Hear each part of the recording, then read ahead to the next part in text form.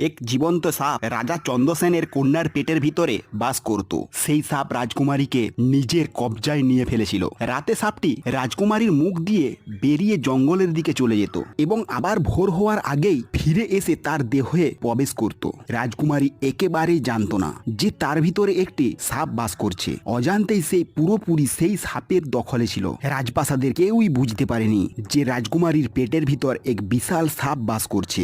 সকলেই ভাবত রাজকুমারী কোনো অজানা রোগে আক্রান্ত, যার কারণে সে সবসময় অচেতন থাকত।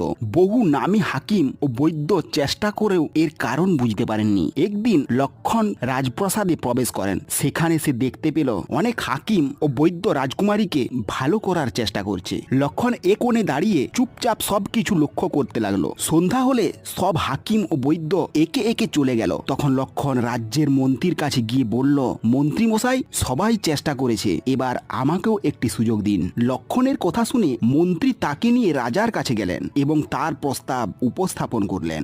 রাজা, যিনি সমস্ত আশা হারিয়ে ফেলেছিলেন, একবার অনিচ্ছা সত্ত্বেও লক্ষণের দিকে তাকালেন এবং বললেন, বলো, তুমি আমার মেয়ের চিকিৎসা কিভাবে করবে? লক্ষণ রাজাকে প্রণাম করে বলল, মহারাজ, আমাকে এক রাত্রি আপনার কন্যার সঙ্গে একান্তে থাকার অনুমতি দিন, তাহলে আমি কিছু সিদ্ধান্তে পৌঁছাতে পারবো।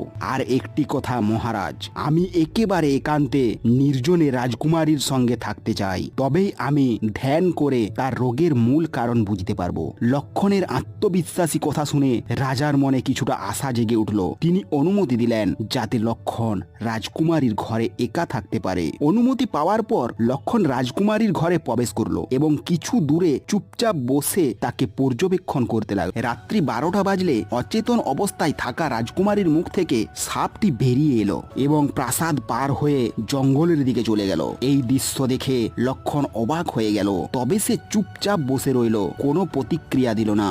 রাতের শেষ প্রহরে সাপটি আবার ফিরে এলো এবং রাজকুমারীর মুখ দিয়ে আবার দেহে প্রবেশ করলো। নিঃশব্দে লক্ষণ পুরো দৃশ্য লক্ষ্য করলো এবং সে বুঝে গেল রাজকুমারীর রোগের মূল কারণ ওই সাপই। সকাল হলে রাজা চন্দ্রসেন উৎকণ্ঠা ও উদ্বেগে ভরা মনে মন্ত্রীকে সঙ্গে নিয়ে দ্রুত পায়ে রাজকুমারীর ঘরে প্রবেশ করলেন এবং অধীর হয়ে লক্ষণকে প্রশ্ন করলেন, বলো ছেলে, তুমি কি সিদ্ধান্তে পৌঁছেছো? আমার মেয়ে কি ভালো হয়ে উঠবে? লক্ষণ বলল, মহারাজ, আমি রোগের কারণ বুঝে গেছি এবং ঈশ্বর ইচ্ছা করলে রাজকুমারী অবশ্যই সুস্থ হয়ে উঠবে। আমাকে আর এক রাত সময় দিন এবং একটি ধারালো তলোয়ার, একটি মাটিতে ভরা বড় বালতির ব্যবস্থা করে দিন। লক্ষণের কথা শুনে রাজা আশ্বস্ত হলেন এবং তিনি মন্ত্রীকে নির্দেশ দিলেন যাতে লক্ষণের অনুরোধ মতো সবকিছু প্রস্তুত করা হয়। এবার সবাই অপেক্ষা করতে লাগলো সেই রাতে। পরবর্তী অংশ পরের পার্টে দেখানো হবে। পরবর্তী অংশ দেখার জন্য আমাদের চ্যানেলটি সাবস্ক্রাইব করে রাখো এবং ভিডিওটিতে একটি লাইক দিয়ে দাও।